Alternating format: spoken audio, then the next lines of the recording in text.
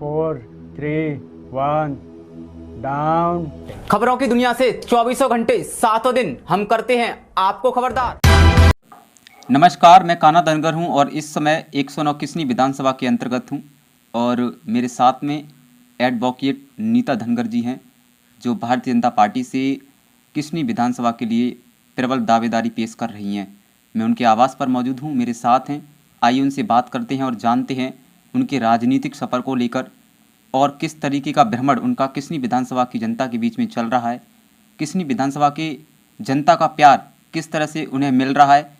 अगर भारतीय जनता पार्टी उन्हें किसनी विधानसभा से मैदान में उतारती है तो किस तरीके से किसनी विधानसभा को फतेह कर पाएंगी।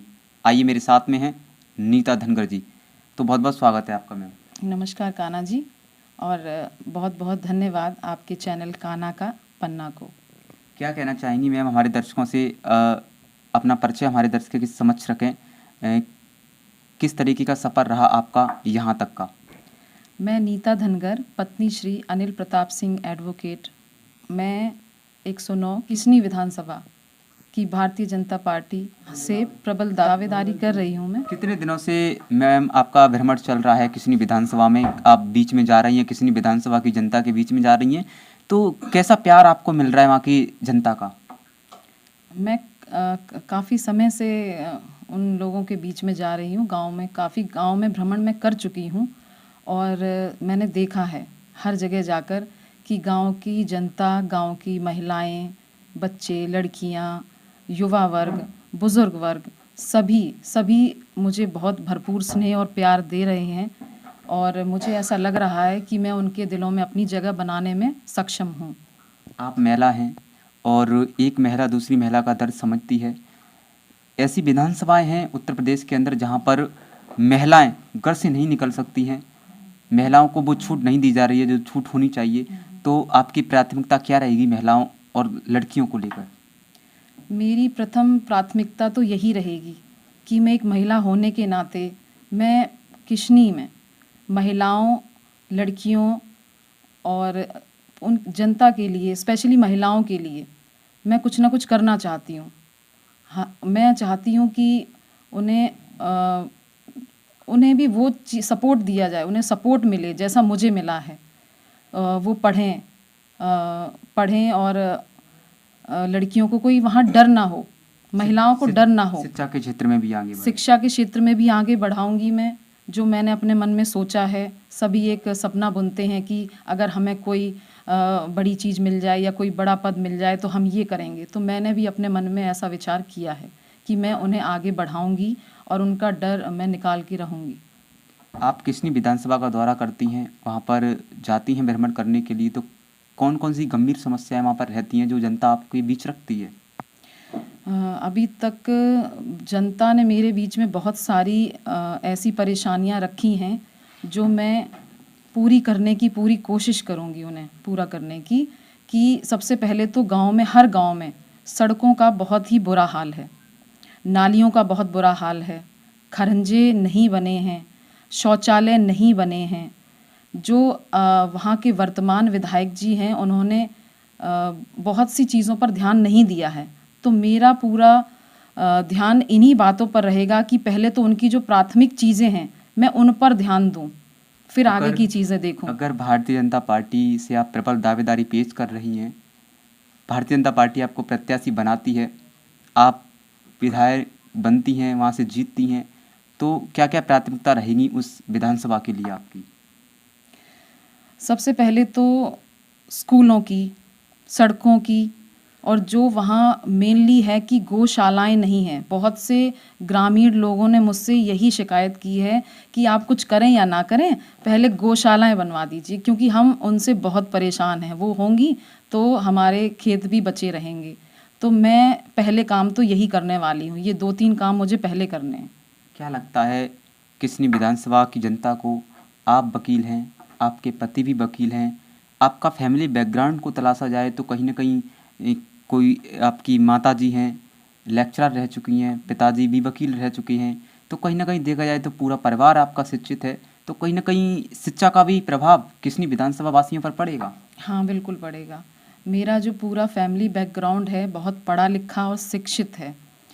तो मेरी जो सासू माँ हैं वो लेक्चरार रही हैं, और मेरे ससुर जी हैं वो भी एडवोकेट हैं। मेरे हस्बैंड भी अनिल प्रताप सिंह बघेल एडवोकेट हैं, और उन्होंने मुझे ससुराल में आकर ही एलएलबी कराई है। उन्होंने ये नहीं सोचा कि बस मैं घर तक ही सीमित रहूं, उन्होंने मुझे आगे बढ़ाया है। तो मैं भी अच्छे फैमिली से हूँ, और मैं चाहती हूँ, उन्होंने मुझे आगे बढ़ाया है तो मैं उनकी उम्मीदों पर भी खरी उतरूँ। क्या लगता है, जिस तरीके से आपके पति जी ने आप पर विश्वास जताया है, वही विश्वास आप किस्नी की माता बहनों के लिए करना चाहेंगी? हाँ बिल्कुल, बिल्कुल। जैसा ये विश्वास मुझ पर करते हैं, मैं चाहती हूँ कि मैं ऐसे काम करूँ कि किशनी की जनता के दिलों में अपना जगह बना सकूँ मैं, और उनकी जो समस्याएं हैं उन्हें हर तरह से निपटारा कर सकूँ उनका। जब महिलाओं के बीच में आप पहुंचती हैं तो एक उनकी पीड़ा को सुनती हैं, जो उस पीड़ा को झेल रही हैं। किसी का राशन कार्ड नहीं है, किसी के घर के आगे सड़क खराब है, किसी का खरंजा नहीं है। तो एक जब आप शाम को घर पे आती हैं तो कैसा महसूस होता है दिल के अंदर? कैसी एक उस चीज़ को सोचकर कैसा महसूस करती हैं कि काश आज मैं विधायक होती तो इस चीज़ को समझ पाती? बिल्कुल बिल्कुल कैसा फील कान्हा होता जी, है? बिल्कुल ऐसा ही लगता है। जब मैं वहाँ से भ्रमण करके घर आती हूँ, जब मैं आराम से बैठती हूँ, सोचती हूँ, मेरे दिमाग में पूरा वही चक्र चलता है कि काश पार्टी की जो शीर्ष नेतृत्व के जो नेता हैं मुझे कुछ बना दें, तो मैं फिर करके दिखाऊं। मुझे सिर्फ कहना नहीं आता, मैं करके दिखाने वालों में से हूँ। गांव में देखा जाए तो ऐसे बुजुर्ग होते हैं कि कहीं ना कहीं, क्योंकि ग्रामीण क्षेत्रों में ऐसे पाए जाते हैं कि इमोशनल से आ जाते हैं। कभी आप, मैंने एक सोशल मीडिया पर आपकी पोस्ट भी देखी थी, उसमें आप एक बुजुर्ग से मुलाकात कर रही थी, भ्रमण के दौरान भावुक होती नजर आई थी। जी। कैसा लगता है उस समय के आप किस तरीके से, जब आप विधायक बन जाएंगी तो ऐसी इमोशनल भावुकता शायद दर्शानी नहीं देगी विधानसभा पर? मैं बहुत इमोशनल हो जाती हूँ ऐसे सीन देखकर कि इतने बड़े बुजुर्ग वो मेरे पैर छूते हैं, मुझे बिल्कुल अच्छा नहीं लगता। बल्कि हमें उनके पैर छूने चाहिए। हम ऐसा कर दें कि उन्हें हमारे पैर छूने ही ना पड़े। ऐसा क्या लगता है कि जो एक बुजुर्ग इंसान एक अपने से कम उम्र के पैर छूने लग जाते हैं, कहीं ना कहीं इस मानसिकता को बदलने की आवश्यकता है आज के युग में? हाँ बिल्कुल आवश्यकता है। हम ऐसे काम पहले ही कर दें कि उनको हमारे सामने झुकने की आवश्यकता पड़े ही ना। बिल्कुल। एक कोई एजेंडा आपने सोच रखा हो विधानसभा के लिए, कोई नया प्रोजेक्ट आपने तैयार किया हो, क्योंकि आप वकील हैं और शिक्षा के क्षेत्र में भी अग्रसर हैं, ऐसा कोई नया प्लान माता बहनों के लिए सोच रखा हो? कि अभी बहुत सारे आरोप लगते हैं कि माता बहनों को बाहर नहीं निकलना चाहिए, तो ऐसा कोई प्रोजेक्ट है आपके दिमाग में? या ये आपने देखा होगा कि घर वाले अपनी लड़कियों को पढ़ने के लिए बाहर नहीं भेजते हैं, डिग्री कॉलेज में बाहर हुआ करते हैं तो डर की वजह से नहीं भेजते हैं। क्या आपकी प्राथमिकता रहेगी कि आपकी विधानसभा के अंदर प्राइमरी विद्यालय हो, जूनियर हो, इंटरमीडिएट हो, डिग्री कॉलेज भी आपकी विधानसभा के अंदर ही हो? हाँ बिल्कुल रहेगी। सबसे पहला काम तो हम यही करने वाले हैं कि हम इसके लिए बात करेंगे ऊपर कि सबसे पहले प्राथमिक विद्यालय और अन्य विद्यालय भी बनवाए जाएं, कॉलेज स्कूल खुलवाए जाएं, ताकि हर बच्चा पास हो, ताकि उन्हें दूर जाने की आवश्यकता पड़े ही ना।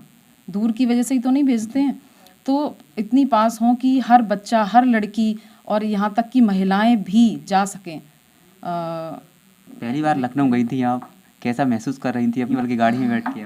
सर बिल्कुल लग रहा था मुझे ऐसे ही कि काश कि ये लखनऊ मेरा हो जाए, मैं यहीं बस होम जाऊं। डिस्ट्रिक्ट बन जाए। हाँ, मैं यहीं बस जाऊं। बहुत बहुत धन्यवाद मैम हमसे बात करने के लिए। बहुत बहुत नमस्कार, धन्यवाद आप। नमस्कार साथियों, तो मेरे साथ में एडवोकेट नीता धनगर जी थी, जो 109 किस्नी विधानसभा से दावेदारी पेश कर रही हैं भारतीय जनता पार्टी से। उनका कहना है कि हर गरीब असहाय मजदूरों के साथ में खड़ी होती नजर आएंगी। शिक्षित है और शिक्षित परिवार है उनका, शिक्षा के क्षेत्र में अग्रसर रही हैं, शिक्षित परिवार से हैं, शिक्षा को लेकर सोचेंगी, किस्नी विधानसभा को एक नए मुकाम और शिक्षा की ओर लेकर जाएगी।